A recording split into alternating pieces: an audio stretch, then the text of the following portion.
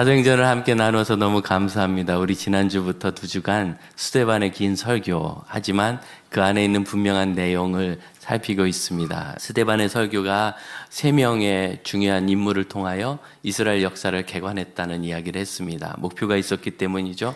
아브라함에게 하나님께서 언약을 주신 것과 그리고 요셉을 통하여 아브라함의 언약을 이루기 위해 애굽 땅에서 75명을 60만 명 이상으로, 여인들까지 온 가족으로 하면 200만 명 이상으로 크게 부흥케 하신 것과, 그들을 다시 아브라함에게 언약하신 가나안 땅으로 데려오시려고 모세를 세워 사용하실 때 2가지를 모세를 통해 주셨다 그랬어요. 하나는 모세를 통하여 시내산 언약, 율법을 주셨고, 그 언약 가운데 모세에게 명령하사 성막을 주셨는데 이 성막이 성전의 원형이었다, 그런 말씀을 드렸습니다. 6장 11절을 한번 보시면 스데반을 공격한 사람들이 부당한 증인들을 매수했습니다. 그 내용은, 그 부당한 증언은 뭐였느냐면 이 사람이 모세와 하나님을 모독하는 말을 했다. 모독하는 말에 구체적인 내용이 13절입니다. 거짓 증언인들을 세우니, 같이 읽어볼까요? 이르되 이 사람이 이 거룩한 곳과 율법을 거슬러 말하기를 마지 아니하셨도다. 네, 약간 피드백이 나요. 이 거룩한 곳과 율법을 거슬러 이야기했다. 그래서 거룩한 곳 성전, 그리고 율법, 이 2개를 무시했다는 거죠. 부정했다는 것. 이 일에 대해서 스데반이 자신이 그렇지 않고 율법과 성전을 오히려 더 사랑하고 존중하며 그 의미가 예수 그리스도 안에 완성되었다는 것을 증거하는 것으로 스데반의 설교가 같습니다. 그래서 여기에 대한 2개의 대답인데, 지난주에 우리가 율법에 대한 이야기를 좀 했고요. 여러분, 중요한 것은 이겁니다. 율법과 성전은 둘 다 예수로 인하여 완성되었다. 그래서 율법과 성전을 그림자라 비유합니다. 그림자는 실체가 있잖아요. 그래서 그 율법과 성전이 그림자처럼 보여주었던 실체는 예수 그리스도다.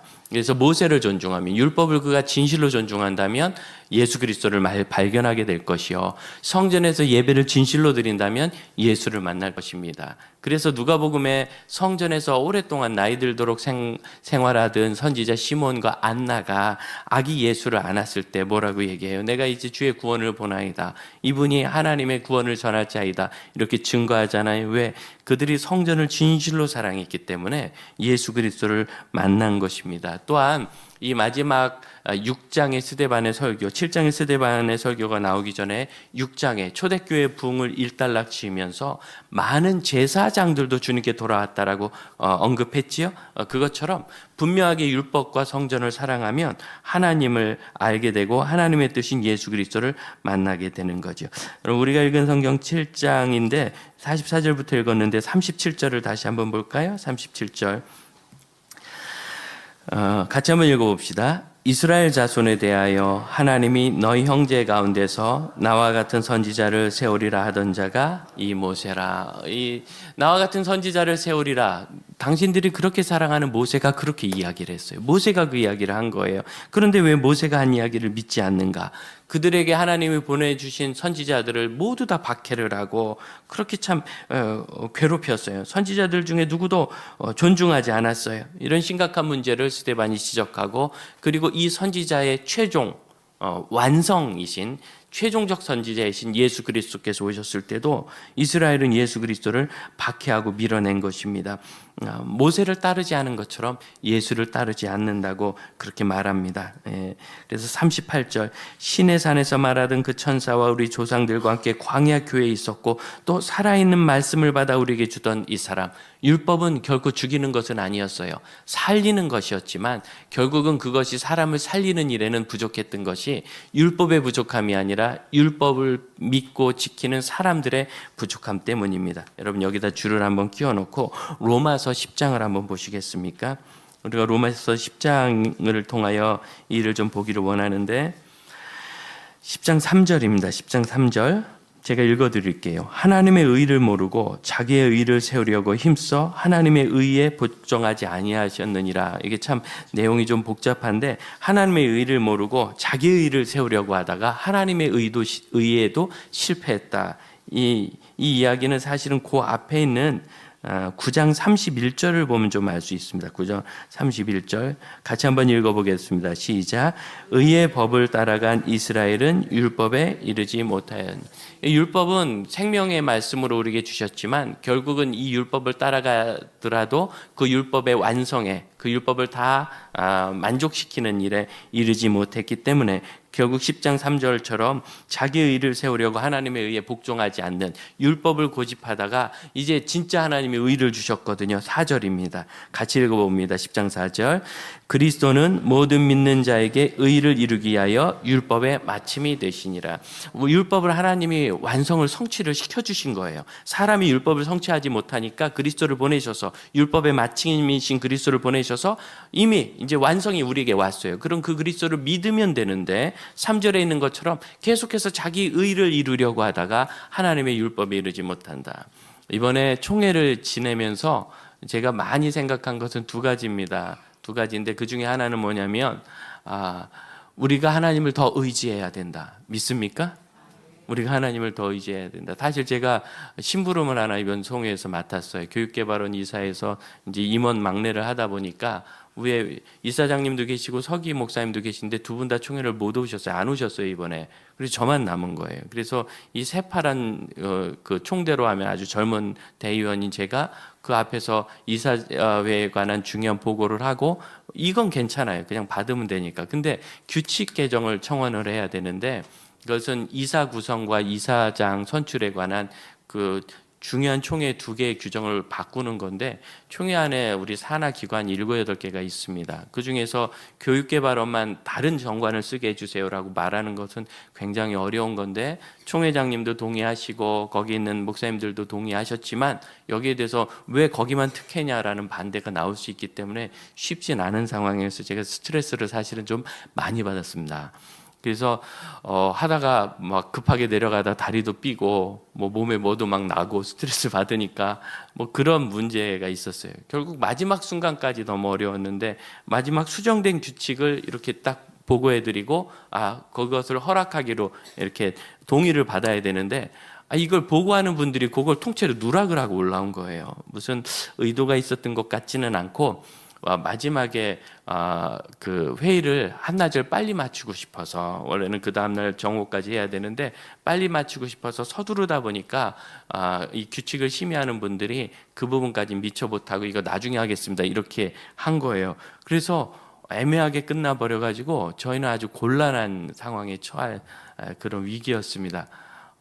그리고 이제 이제 큰일 났다 끝났나 보다. 저는 앞에서 이 토의가 시작돼야 발언이라도 다시 하는데 그러고 있는데 그래서 다 끝나나 싶었는데 갑자기 회의를 진행하던 서기께서 요 기관의 이 규칙은 이번에 해주지 않으면 다음에 업무를 하는데 지장이 있으니까 이것까지 포함해서 다 하도록 합시다. 그래서 쳐다보지도 않고 그냥 하기로 했어요. 그래서 하나님이 총회에서도 역사하신다는 희한한 경험을 예, 하고 왔어요. 그런데 그 전부터 제가 계속해서 그 4일간 그 자리에 앉아서 동참도 하고 반대도 하고 찬성도 하고 기도하면서 우리가 어떻게 하나님을 더 의지할 수 있을까? 우리가 하나님을 더 의지하는 것이 정말 중요하구나. 그래서 엊그제 금요일 우리가 기도할 때 많이 기도했던 거잖아요. 하나님을 더 의지해야 된다. 진짜 의지해야 된다고. 그냥 의지하면 좋지. 조금은 의지해. 의지하면서 내일을 해 하는 정도가 아니라 하나님의 뜻과 하나님의 역사하심 외에는 아무것도 남아있지 않은 것처럼 하나님을 의지할 수 있어야 돼요. 여러분 예수 그리스도를 믿는다는 믿음이 바로 그겁니다.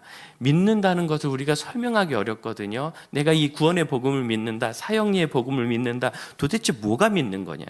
지적인 동의가 믿는 거냐? 그럼 여러분 지적인 능력이 약한 장애인들, 인지장애인들은 어떻게 예수 그리스도의 복음을 믿겠어요?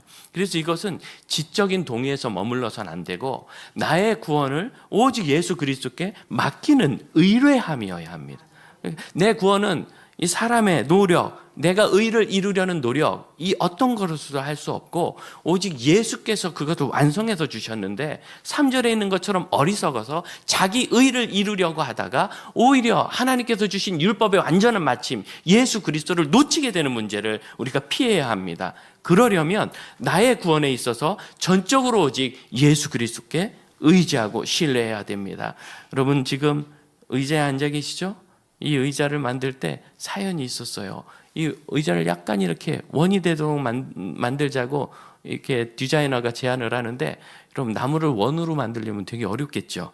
그리고 원이 되도록 깎아야 되잖아요. 아예 합판을 쓰자고, 합판은 휘어지니까. 그래서 그렇게 되나 했는데, 그때 우리 교회 장로님이셨던 분이 가구하는 분과 콜라보해서 사업을 좀 하다가 해외에 있는 공장에서 직접 깎아오겠다고. 그래서 여러분, 그것을 베트남에서 깎아온 겁니다. 그래서 이게 둥근 의자가 된 거예요. 이거 전국에 아마 어디에도 없는 둥근 의자. 합판을 휘인 것은 있지만 이렇게 만든 건 없습니다. 갑자기 느낌이 달라지죠. 그래서 아주 좋은 오크로 이렇게 참나무를 이렇게 잘 만들었습니다. 그 의자에 앉아 계실 때마다 여러분 생각하세요. 이 의자에 내 몸을 맡긴 것처럼 나의 구원의 문제를 예수께 맡겨야 합니다.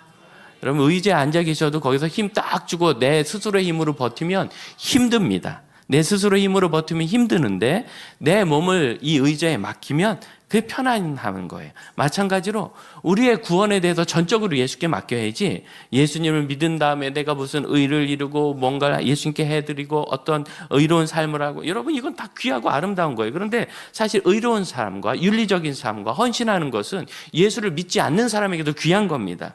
그것은 차이를 만들어내지 못해요.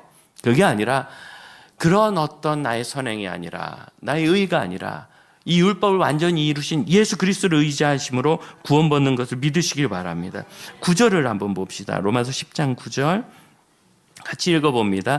내가 만일 내 입으로 예수를 주로 시인하며 또 하나님께서 그를 죽은 자 가운데서 살리신 것을 내 마음에 믿으면 구원을 얻으리라. 여러분, 이 구원이 바로 나의 구원의 문제를 예수께 다 의지하는 것을 말합니다. 그러면 10절 그 유명한 말씀이죠. 같이 한번 외쳐볼까요? 시작. 사람이 마음으로 믿어 의에 이르고 입으로 시인하여 구원에 이르느니라. 그래서 왜 의에 이르고가 여기 있는지 아시겠죠? 우리가 그동안 이야기할 때 이 구원받는 말씀으로, 이 구원의 약속성구로 이것을 많이 썼는데, 마음으로 믿어 입으로 시인하여 구원에 이르면 되는데 왜 의에 이른다고 언급했는가? 이 로마서 10장의 전체적인 구성이 하나님의 의에 대한, 율법의 완성에 대한 이야기이기 때문이에요. 그래서 유대인들이 이 율법을 너무너무 사랑하는데 이 율법을 다 이룰 수 없게 되었을 때 예수께서 율법의 완성으로 우리에게 오셨고, 그 예수를 믿음으로 말미암아 예수님이 율법이 요구하는 죄의 죽음, 죄의 벌 죽음을 다 담당하셨으므로 예수를 의지하는 사람은 누구나 구원을 받는 거예요. 13절입니다. 13절 다시 한번 같이 읽어봅시다. 시작. 누구든지 주의 이름을 부르는 자는 구원을 받으리라. 할렐루야. 이것은 실패하지 않는 시도입니다. 우리는 이 세상 살면서 많은 부분에 있어서 실패합니다. 사업 다 잘 되면 좋지만 실패하고, 그 다음에 내가 원했던 어떤 자격증이라든가 또는 예술적인 도전, 여러분 예술적인 도전 어렸을 때 피아노 학원 다 다녔지만 지금 다 못 치잖아요. 이런 거 다 실패하고 그래. 그런데 여러분, 실패하지 않는 것이 있어요. 바로 이 구원입니다. 이 구원은 누구든지 주의 이름을 부르는 자는 구원을 받으리라. 하나님 주신 언약입니다. 왜 이게 실패가 없느냐면 예수님이 이미 완성해서 우리에게 주셨기 때문이에요. 완제품을 받는데 뭘 실패하겠어요? 저는 어려서부터 이렇게 플라모델 조립하는 거 너무너무 좋아했습니다. 제가 조립을 잘하니까 어느 날은 선생님이 보고 너 이거 사온 거 아니냐고 믿질 않더라고요. 제가 그렇게 잘합니다. 뭐 잘하는 방법 별거 있나요? 주 안에서 열심히 돈 쓴 거지. 그래서 열심히 사다 많이 해보니까 한 거예요. 그런데 제 친구들은 많이 그걸 만들다가 실패하고, 또 저도 사실은 부품의 결함이라든가 조립 방법이 적절하지 않아서 딱 그 원하던 모습에 이르지 못한 때도 있었어요. 실패가 있더라고요. 그런데 여러분, 완제품을 사오면 실패가 없는 거예요. 완성이 돼 있으니까. 여러분, 예수께서는 우리에게 구원에 숙제를 주신 게 아니에요. 그럼 구원은 우리에게 숙제가 아니라 완성된 것입니다. 그건 우리가 따야 될 학점이 아니고 주님이 이미 주신 것입니다. 그래서 우리는 100점을 가지고 시작하는 사람이에요. 이제는 그 100점에 어울리게 살아가는 게 필요한 거죠. 어울리게 살아가는 것. 그래서 예수님은 이 율법을 완성하셨고, 이 율법의 완성을 상징적으로 보여주는 이 변화가, 초대교회의 변화가 안식일로부터 이 주일로 변화합니다. 안식일에서 주일로. 요새 또 뭐 이 가을이 되면 교회들이 대부분 전도 이런 행사를 해요. 그런데 교회만 하는 게 아니라 이단도 합니다. 이단도. 우리 물을 좀 한 잔 갖다 주시면 우리 권사님 많이 힘드시니까 이단도 이렇게 전도를 하느라고 요새 막 돌아다니면서 이렇게 패드를 가지고 와서 보여주면서 이 영상 좀 보라고. 그래서 요새 건 모르겠는데 옛날 거 보신 분이 저한테 얘기해 줘요. 저는 안 봤지만 뭐 있어요? 그랬더니 보다 말았는데 자기들이 무슨 상 받았다 뭐 이렇게 좋은 일 한다 그런 영상이라 그러더라고요. 뭐 요새 것도 바뀌었을 수도 있어요. 그렇게 해서 뭘 합니까? 자기들이 깨끗하고 괜찮다라는 그러한 이야기를 하는 거죠. 그런데 여러분, 그러한 이단들 중에 뭔 소리를 하는 사람이 있느냐면 이런 말을 하신 분이 있다 그래요. 여러분, 안식일은 일요일이 아니라 토요일이에요. 그거 아세요? 왜 하나님이 안식일을 기억하여 거룩하게 지키라 하겠는데 왜 일요일날 모여요? 토요일날 모여야 되는데 이런 얘기를 한다는 거예요. 그래서 그분이 이렇게 원래 이단이나 사기꾼이 어떻게 속이느냐면 처음부터 끝까지 택도 없는 얘기를 속이는 것이 아니라 일부 맞는 얘기 한 다음에 틀리는 곳으로 이끌어가요. 신천지에 가신 분도 처음에 가면 아주 그럴듯하대요. 그것 가지고 저한테 틀렸냐 그러면은 뭐 틀린 부분을 분명히 찾아낼 수 있겠지만 전체적으로 맞는 얘기가 있어요. 그러니까 내가 보니까 맞네. 그래서 속는 거예요. 사람은 이게 맞나 보다 그럼 그다음부터는 다 받아들이거든요. 여러분 안식이 토요일인 걸 맞습니다. 여러분은 안식일을 지키는 사람들이 아닙니다. 주일을 성수하는 사람입니다. 여러분 안식일 성수란 말 들어보셨어요? 주일 성수하는 게 주일 성수.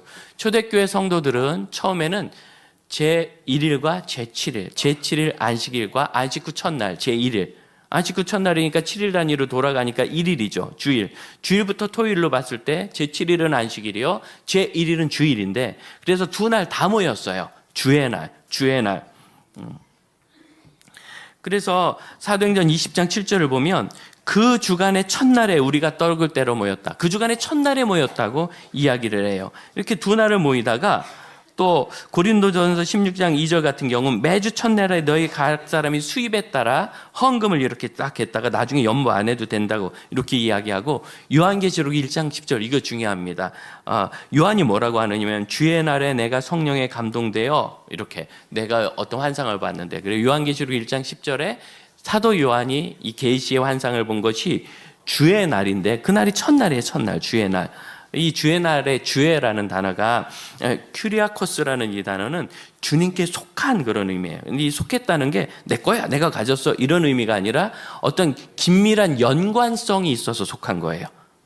긴밀한 연관성이 있는 관계 속에서 주님께 속한 날이란 뜻입니다. 그래서 주일은 주님께 속한 날. 왜? 주님이 그날 부활하셨거든요. 그리고 또 사도 바울은 뭐라고 얘기하느냐면 너희는 새로운 피조물이라. 믿습니까? 첫날은 제7일의 구조 속에서 창조를 시작하신 첫날이에요. 그래서 우리가 구원받은 새로운 피조물로 새롭게 창조된 첫날, 재창조의 첫날이 주일입니다. 그래서 이 주일은 율법을 마치고 새로운 은혜와 복음의 시대가 시작된 첫날이요. 예수님의 죽음이 끝나고 무덤에서 안식일을 보내신 주님께서 부활하신 그날이요. 그래서 우리에게 생명을 주시고 새 생명을 주신 첫날이에요. 주일인 겁니다. 초대교회 성도들이 점차 율법의 속박으로부터 자유를 느끼기 시작하자 그들은 제7일에 모이는 일을 이제 그만두고 한국교회 같은 경우에는 전통적으로 3일 예배 모였죠. 수요일. 그래서 3일 예배 모인 거예요. 그리고 7일이 아니라 첫째 날 예배. 그래서 첫째 날 주일날 모이고 월화 수 그 지난 3일째 이렇게 모이고 만 3일 지내서 그리고 다시 4일 지나서 주일날 모이고 이런 모임이 있었고 그러다 우리는 이제 금요일 날도 모이고 매일 새벽 모이고 이런 예배 열심히 하는 교회가 된 거 아닙니까? 이렇게 율법이 끝나고 은혜가 시작됐다는 것이 주일입니다. 그러므로 여러분 주의 날 모이는 은혜의 성도라는 것을 두 번 우리는 꼭 기억해야 돼요. 율법이 아니다, 은혜다. 첫째, 의자에 앉으실 때마다 기억하십시오. 내 구원을 주님께 의지한다. 둘째, 주일에 예배 드릴 때마다 기억하십시오. 나는 부활하신 생명을 주신 주의 날에 모인다. 이렇게 율법의 완성에 대해서 스테반이 설교했고 두 번째 설교한 주제는 성전에 대한 거죠. 46절을 한번 보시겠습니까? 사도행전 7장 46절.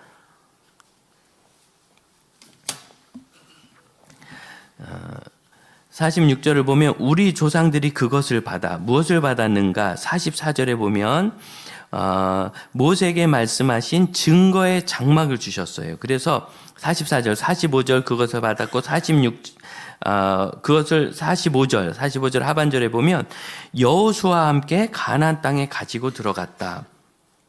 그러면 이 하나님께서 주신 성막을 지어서 이 성막을 가지고 들어갔는데 그 성막은 무슨 의미인가? 그래서 그 성막대로 다윗과 솔로몬이 집을 지었을 때 49절입니다. 49절 우리가 읽었던 성경 다시 한번 읽어봅시다. 주께서 이르시되 하늘은 나의 보좌요 땅은 나의 발등상이니 너희가 나를 위하여 무슨 집을 짓겠으며 나의 안식할 처소가 어디? 아니 성막을 지으면 하나님이 거기 사시고 성전을 지으면 하나님이 거기 사시는 줄 알았는데 이사야서 66장에 보니까 하나님께서 하늘은 나의 보좌요 땅은 나의 발등성이며 너희가 어떻게 나의 집을 짓겠느냐. 왜냐하면 하나님은 하늘보다 크신데. 여러분 이것은 처음 성전을 지었을 때부터 솔로몬이 고백한 겁니다. 열왕기상 8장 27절 하나님이 참으로 땅에 거하시겠습니까? 하늘의 하늘들이라도 주를 용납하지 못하겠는데 하물며 내가 건축한 이 성전에 어떻게 하나님 계시겠습니까? 솔로몬도 성전을 짓고 하나님이 거기 계시지 않다는 것을 알았어요. 거기 계실 수 없어요. 하나님은. 그럼 왜 주셨는가? 약속이죠. 29절에 이어서 솔로몬이 뭐라고 기도하느냐면 내 이름이 거기 있으리라 하신 곳 이 성전을 향하여 주의 눈이 주야로 보시오며 주의 종이 이곳을 향하여 비는 기도를 들어옵소서. 우리는 유한한 존재고 보이고 느끼는 것에 영향을 받습니다. 이스라엘 백성들이 광야에서 송아지 우상을 만든 이유가 무엇입니까? 모세를 데리고 우리를 인도해낸 여호와가 우리 어디 있는지 모르겠으니까 여호와를 눈에 보이게 좀 만들어라. 눈에 보이는 것이 필요했던 거예요. 그래서 하나님께서 함께 하신다는 약속의 징표로 성막과 성전을 주셔서 그 성전에서 그들이 예배하게 된 것이며 그래서 여러분 이 44절에 이 장막을 뭐라고 하느냐면 증거의 장막이라고 합니다. 보이십니까? 증거의 장막. 임재의 장막이 아니에요. 어떤 증거입니까? 하나님이 함께 하신다는 증거. 이 증거는 증명하다는 그런 단어거든요. 하나님이 함께 하신다는 것을 이 장막을 통하여 약속해 주신 거예요. 하나님은 송아지 같은 우상을 만들어 주시진 않았지만 임재하심을 그들이 느낄 수 있도록 증거로서 이 장막을 주셨고 그래서 45절 그것을 가지고 가나안 땅에 들어갈 때 그들은 어떻게 된 거예요? 하나님의 임재하심과 함께 그 땅에 들어간 거예요. 하나님의 임재하심과 함께 그 땅에 들어갔어요. 후에 바울이 이제 선교여행을 다니고 1차 선교여행 마친 다음에 사도행전 15장에 예루살렘 공회가 열립니다. 주제는 이겁니다. 예수 그리스도를 믿어 구원받은 복음의 이방인들이 율법을 지켜 할례를 받아야 되느냐 이거예요. 율법을 지켜야 되느냐.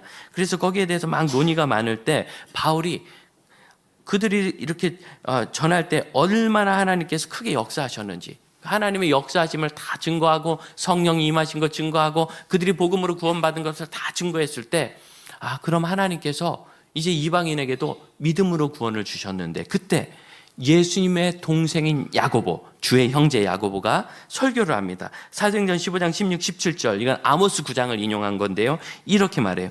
이후에 내가 돌아와서 다윗의 무너진 장막을 다시 지으며 또 그 거물어진 것을 다시 일으키리니 돌아와서 다윗의 무너진 장막을 다시 지으리라. 이것은 아모스 시대의 예언으로는 포로로 잡혀갔던 이스라엘이 돌아와서 수르바벨 성전을 다시 지을 것을 예언한 거예요. 그러나 예언은 거기서 끝나지 않습니다. 그 다음 예수 그리스도의 성전으로 이어집니다. 그래서 무너진 것을 다시 지을 때 어떻게 되느냐면 중요해요.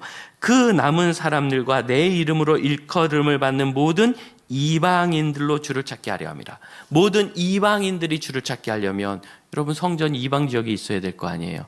그런데 지금 예루살렘에 있는 성전이 전부가 아니라는 거죠. 그래서 야고보, 주의 형제 야고보는 이 아모스 9장의 말씀을 인용하여 설교하면서 뭐라고 얘기하느냐면 이방인들이 이미 하나님의 성전을 가졌으니 누구죠? 예수 그리스도입니다. 완성된 성전인 예수 그리스도를 가졌으니 이제는 그들이 이 예루살렘으로 예배드리러 올 필요도 없을 뿐더러 그들이 율법을 지켜 할례를 받을 필요도 없고 안식일을 지킬 필요도 이제 우리적으로 해석하면 당연히 없고 주의 날에 모여서 예배하는 것으로 그들의 신앙이 확실해지는 것이며 이제 예수님은 그 몸으로 성전의 실체가 돼서 모든 이 우주적인 것들 그것이 다 예수님이 임하시는 장소가 되는데 여러분 사도행전 7장 50절을 보시겠어요? 나의 안식할 초소가 어디냐 말씀하신 하나님께서 이 모든 것이 다 내 손으로 지은 것 아니냐. 무슨 소리예요? 내 손으로 지은 그곳에 어디든지 우리 하나님께서 임하시며 함께 하시겠다. 그럼 성전의 임재가 이제는 예루살렘에 있는 성전 그 상징이 아니라 그것은 그들에게 주신 상징이었고 증거였고 약속이었고 약속의 표징이었고 이제는 실체대로 우주로 확장되는데 중요한 말씀을 이제 우리가 이해할 수 있습니다. 7장 33절을 보십시오. 모세가 하나님을 만나던 시내산의 장면, 우리가 지난주에 이야기했듯이 스데반이 이 설교를 굉장히 압축해서 했잖아요. 그런데 모세가 하나님을 만난 장면 중에서 유독 이 구절을 집어넣어서 강조를 해요. 33절 읽어보겠습니다. 주께서 이르시되 내 발에 신을 벗으라. 내가 서 있는 곳은 거룩한 땅이니라. 이제 이 말씀의 완성된 의미를 드디어 우리가 알게 되었습니다. 지금 모세가 하나님을 만나는 곳은 시내산이고 시내산은 가나안이 아니라 이방 땅, 미디안 광야에 솟아있는 산입니다. 이방 땅인데 거룩한 곳이래요. 성전도 아닌데 거룩한 곳이래요. 언제? 모세가 하나님을 만난 그곳, 내 발에 신을 벗으라. 스데반이 여기서 이 33절을 굳이 인용한 것은, 모세에게 말씀하신 하나님의 말씀을 설교하면서 인용한 것은 이제 우리가 읽었던 대로 50절을 설명하기 위함이에요. 어디서든지 하나님이 창조하신 모든 것을 성전처럼 거기 임하시며 그것은 참 성전 대신 예수 그리스도를 신뢰하는 모든 믿음의 사람들이 있는 것이며, 그래서 고린도후서 6장 16절에서 드디어는 이제는 그 성전이 너희라고 말합니다. 우리는 살아계신 하나님의 성전이라 믿습니까? 우리는 살아계신 하나님의 성전이라. 그런데 여러분, 이 성전이란 말씀이 어떤 배경에서 나오는 거냐면, 나 성전이래? 이제 예배당 안 가도 되나? 그런 배경이 아니라 우리가 세상으로부터 구별되고 세상의 가치와 우상 숭배로부터 구별되었다는 그 배경에서 나오는 거예요. 그래서 고린도후서 6장 16절에 너희는 하나님의 성전이라 하신 말씀 이후에, 그러므로 너희는 그들의 중에서 나와서 따로 있고 부정한 것을 만지지 말라, 따로 있으라. 그리고 또한 하나님께서 너희를 영접하여 너희에게 아버지가 되고 너희는 내게 자녀가 되리라, 전능하신 주의 말씀이라, 이렇게 약속하고 있습니다. 여러분, 우리가 하나님의 성전이라는 건 중요한 게 뭐냐면, 이 세상의 가치관과 우상 숭배와 돈이 전부인 세상, 내가 잘 되는 게 전부인 세상에서 벗어나서 참된 하나님을 예배하는 하나님의 자녀의 본질로 살아가는 거예요. 구별되는 것. 그리고 이것은 결국 영원한 성전을 바라보게 합니다. 요한계시록 21장 22절. 요한이 하늘나라 천국의 환상을 보는데 그 성 앞에서, 그 성에서 성전을 보지 못하였는데 주 하나님 곧 전능하신 이와 및 어린 양이 그 성전이심이라. 우리는 영원한 참된 성전 어린 양을 사랑할 수 있게 된 것입니다. 그러므로 여러분, 이제 이 스데반의 설교를 잘 들으시는 여러분, 우리가 하나님의 구원하신 하나님의 언약 백성이 된 그 순간, 우리가 세상으로부터 구원받아 나온 에클레시아, 불러낸 교회가 된 그 순간, 우리가 하나님의 성전임을 기억합시다. 또한 이렇게 성전들이 모인 것이 바로 이 교회임을 기억합시다. 교회를 에베소서 6장에서는 그리스도의 신부로 묘사하잖아요. 그래서 남편들아 내 아내 사랑하기를 그리스도께서 교회를 사랑하사 자기를 주신 것 같이 하라. 예수님께서 자기를 주자. 어떻게? 물로 씻고 말씀으로 거룩하게 하셔서 거룩하고 아름다운 사랑스러운 교회를 삼으셨으니, 여러분, 예수님은 우리를 그렇게 사랑스러운 신부로, 여러분, 신부의 의미가 뭡니까? 신부는 사랑스러운 사람 아니겠어요? 신부가 사랑스러워야 한다면 비극입니다. 신부기 때문에 사랑스러운 겁니다. 맞습니까? 제가 결혼하고 이렇게 이제 결혼식을 하러 조그만 차를 타고 이렇게 가는데, 그때 도화동에 있는 수봉산교를 섬길 때인데, 신촌에서 이제 뭐 막 이렇게 변장을 하고 이렇게 가잖아요. 근데 인터체인지 나가는데 줄이 너무 긴 거예요. 토요일 날 오후에 줄을 서도 뭐 결혼식 전엔 가겠지만 신랑 신부는 좀 불안하잖아요. 그때 운전해 준 제 친구가 앞으로 막 가더라고요. 끼어들게 하겠다는 거죠. 그래서 앞으로 막 가가지고 인터체인지 딱 앞에 가서 창문을 내리더니 신부여 팔을 내밀어라. 그래서 신부가 팔을 내미니까 그 앞에 있던 참 꼭 텔레비전에 나오는 것처럼 고귀하게 생긴 분이 웃으면서 앞으로 들어가시라고. 예, 그래서 정말 칭찬을 받으면서 끼어들기를 해본 경험이 제게 있습니다. 신부가 내밀었으니까 그러지 운전자가 내밀었으면 빵빵 그랬을 거예요. 그러지 않습니까? 여러분 하나님 눈앞에 너무너무 사랑스러운 신부입니다. 더 이상 사랑스러울 필요는 없습니다. 우리가 신부에게 기대하는 건 사랑스러운 것이 아니죠. 순전하기를 기대하는 겁니다. 아내답고 어머니답기를, 사랑스럽긴 게 아니라 순전하기를 기대하는 거예요. 우리 하나님께서 우리에게 원하시는 것은 순전하기를 원하시는 거예요. 여러분이 이미 충분히 사랑스러운 그리스도의 신부예요. 그러면서 우리 교회와 성도들의 관계를 봅니다. 그동안 한국교회 또 전 세계 모든 성도들이 교회를 내가 속해 있는 귀한 공동체로 봤어요. 그래서 이 교회가 그리스도의 순전한 신부처럼 서기를 많이 했었습니다. 근데 요즘 문화를 보면 점차 교회를 주체가 아닌, 나가 아닌 교회, 그들 객체로 보는 경향이 있어요. 그래서 교회가 좀 이것 좀 잘하나? 교회가 이건 좀 제대로 하나? 교회가 이런 건 괜찮나? 교회가 저건 괜찮나? 내가 아닌 남의 얘기처럼, 그리고 나는 거기서 이렇게 슬슬 손님처럼 오는 것으로. 이거 착각입니다. 굉장한 오해입니다. 여러분, 우리가 교회로, 교회 중심으로 서야 합니다. 청년들이란, 특히 제가 20대 때 청년들이란, 그때 교회가 막 부흥할 때니까 다음 세대가 귀한 줄을 몰랐어요. 교회에서 야단도 많이 치고 막 장로님들이 뭐 시끄럽다고 내쫓기도 하고 막, 지금 같으면 어림도 없는 거죠. 다음 세대가 귀해져서. 그땐 그런 때가 있었어요. 그래서 아이들이 상처도 많고 어른들에 대한 불만과 불편사항도 많아서 꿍하고 있을 때, 제가 20대 후반에 청년 대학부를 맡아가지고 아이들하고 얘기하는데 그 마음 풀어주는데 오래 걸리더라고요. 그리고 풀리기 시작할 때 아이들과 시도한 게 있어요. 이제 한 10대 명 모이다가 30, 40 요 정도 모이게 되니까 우리 한번 올 1년은 1년 내내 릴레이 기도를 한번 해보자. 매일 저녁 8시부터 9시까지 365일 기도해. 그래서 이름도 3658 기도해. 365일 8시에 모여서 기도하는 거예요. 조건은 두세 사람 이상, 3명 이상이 모인다. 한 사람은 인도자가 되고 나머지는 2명이 모이든 10명이 모이든 기도 참가자가 돼서 같이 1시간 동안 기도하자. 왜? 두세 사람이 내 이름으로 모인 곳에 나도 그들 중에 있느니라. 이 약속을 붙잡고 예수님이 여기 매일 오시게 하자. 예수님 매일 오시게 하자. 그래서 그렇게 기도를 하는데 이제 어려움은 이런 때 오는 거예요. 추석 때. 추석 때는 다들 그러시잖아요. 대학생들이니까 중간고사, 기말고사 때, 레포트 밀려 터질 때, 축제 때, 그리고 제일 어려울 때, 청년부가 3박 4일 수련회 가야 되는데 그럼 여기 누가 기도하냐? 그랬더니 이런저런 이유로 피치 못하게 수련회 못 간 친구들이 그날 거기를 지키겠다고 약속을 했어요. 그래서 2달치 달력을 계속 붙여놓고 자원해서 인도자, 내가 인도하겠습니다. 기도하고 적고 저는 기도하겠습니다. 이렇게 봐서 3사람이 안 되는 자리 있으면 억지로라도 자기 이름을 채워 넣어가지고 그 일을 완성해 보려고. 그래서 정말 1년 지나서 365일을 기도했어요. 릴레이 기도회를 끝나고 마쳤을 때 우리에게 남은 것이 뭐냐면 공동체가 남더라고요. 우리가 함께 이 일을 이루었다.